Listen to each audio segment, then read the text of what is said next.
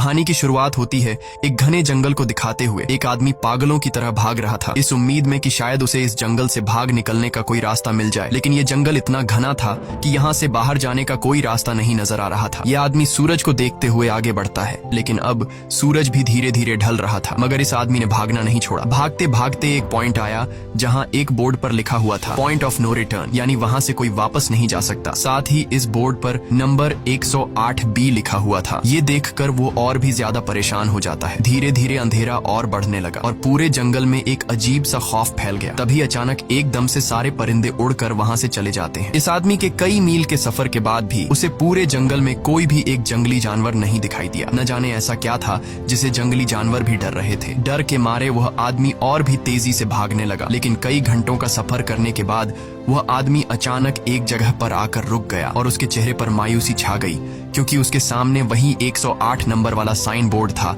जिस पर लिखा हुआ था पॉइंट ऑफ नो रिटर्न। अब आदमी को समझ आया कि चाहे मैं जितना भी भागूं पर इस जंगल से निकल नहीं सकता, इसलिए अब वो वहां छुपने की जगह ढूंढने लगा। लेकिन वहां उसे छुपने के लिए कोई सेफ जगह नहीं मिली, इसीलिए अब वो पेड़ के ऊपर चढ़ जाता है। पर तभी उस पेड़ की टहनी टूट गई, जिससे वो आदमी काफी ऊंचाई से नीचे जमीन पर आ गिरा। पेड़ से गिरने के बाद वो बहुत ज्यादा जख्मी हो चुका था, उसे काफी गहरी चोटें आई। इससे पहले कि वो बेहोश हो जाता तभी अचानक जमीन हिलने लगी और अजीब सी गुराने की आवाजें आने लगी। वो आवाजें सुनकर आदमी के गले में सांसें अटक गईं। तभी अचानक कोई उसे खींच कर ले गया। खींचने वाला कौन था ये नहीं दिखाया गया, लेकिन हमें उस आदमी की दर्द भरी चीखें सुनाई दी गई। इस इंसिडेंट के 6 दिन बाद हमें शहर में मीना नाम की एक लड़की को दिखाया जाता है जो एक बर्ड शॉप में काम करती है। तभी उसका बॉस आता है और मीना को एक गोल्डन पैरट को शहर से दूर एक जू में डिलीवर करने का ऑर्डर देता है। मीना बॉस की बात को मानते हुए अब उस पैरट को डिलीवर करने जाती है। मीना गाड़ी में बैठकर अपने मोबाइल में उस जू का लोकेशन सेट कर लेती है और अपने सफर पर निकल पड़ती है। शहर से बाहर निकलने के बाद वो एक बोर्ड पर बहुत सारे लोगों के मिसिंग फोटोज देखती है, यानी वहाँ पर कई सारे लोग गायब हो चुके थे। लेकिन मीना उन पर ज्यादा ध्यान नहीं देती और आगे बढ़ने लगती है। आगे बढ़ते दौरान मीना शॉर्टकट लेते हुए जंगल के रास्ते से गुजरती है ताकि वो जल्दी से इस पैरट को जू तक डिलीवर कर दें, और वो पहुंच गई जंगल के बीचों बीच। ये वही जगह है जहाँ हम पहले एक आदमी को गायब होते देख चुके हैं। वहाँ आकर मीना बुरी तरह से फंस चुकी थी। वो अपने मोबाइल पर मैप देखती है, लेकिन वहाँ मोबाइल के सिग्नल नहीं आ रहे थे और उसके कार का रेडियो भी काम नहीं कर रहा था। मीना अब वहाँ से वापस निकलने लगी, लेकिन अब उसे वहाँ से बाहर निकलने का रास्ता समझ नहीं आ रहा था। थोड़ी देर बाद मीना की गाड़ी भी खराब हो गई। मीना गाड़ी से बाहर निकलती है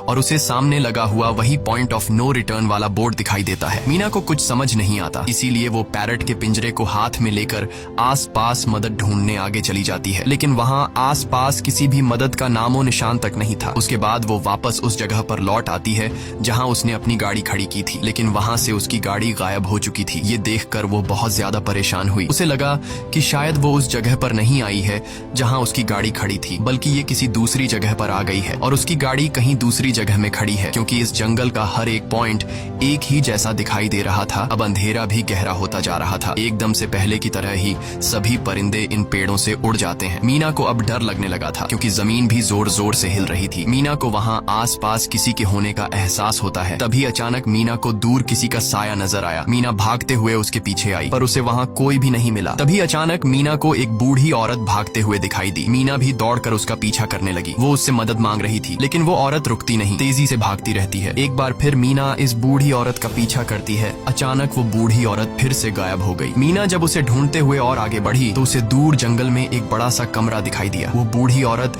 उस कमरे के दरवाजे को खोलकर मीना से कहती है, अगर जिंदा रहना चाहती हो तो जल्दी से अंदर आओ। ये सुनते ही मीना बिना सोचे समझे दौड़ते हुए उस कमरे की तरफ गई। मीना के अंदर आते ही उसने गेट को लॉक कर दिया। मीना देखती है कि ये कोई अजीब सा कमरा है जिसमें एक बहुत बड़ा सा मिरर लगा हुआ था। उस बूढ़ी औरत के साथ यहाँ 2 और लोग भी थे। मीना घबरा कर उन लोगों से पूछती है, ये कौन सी जगह है? इस पर उस बूढ़ी औरत ने जवाब दिया कि इस जगह को हम दी कोब कहते हैं। मेरा नाम है मैडलिन, ये लड़की है कियारा और इस लड़के का नाम है डेनियल। बूढ़ी औरत मीना से कहती है कि अभी बातचीत का वक्त नहीं है, तुम जल्दी से हमारे साथ मिरर के सामने खड़ी हो जाओ, क्योंकि कोई हमें देखने आने वाला है। मीना पूछती है, आखिर हमें कौन देखने आ रहा है? तो वो बूढ़ी औरत उससे कोई जवाब नहीं देती। एकदम बाहर से अजीब सी आवाजें आने लगी। मीना डर के मारे पूछती है कि ये आवाज किस चीज की है? तो कियारा मीना को बताती है कि इन्हें हम वॉचर्स कहते हैं। वे शीशे के दूसरे ओर से हमें देख रहे हैं। पर